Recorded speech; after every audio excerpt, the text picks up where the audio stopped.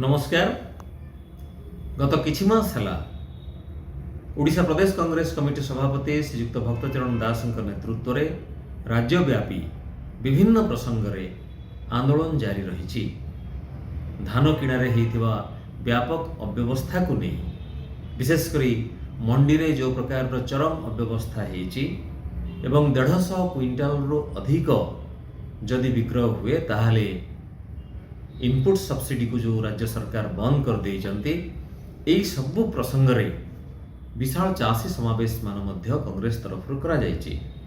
ठीक सेमिति बिजुली को नहीं सरकार ओईआरसी एवं टाटा पावर रो जो मनमानी चली ता विरोध में मध्य कांग्रेस तरफ आंदोलन जारी रही।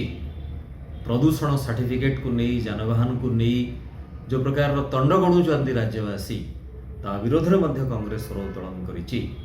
एई सब प्रसंग को नहीं जेहेतु नवनिर्माण कृषक संगठन आसंता 28 तारिख दिन राज्यव्यापी बंद डाकरा देइचंती, ताकू ओडिशा प्रदेश कांग्रेस कमिटी तरफ समर्थन घोषणा करा जाइछि एवं श्रीयुक्त दास एही मर्मरे सबु डीसीसी सभापति को मध्य बंद घोषणा को समर्थन करने पई निर्देश देइचंती।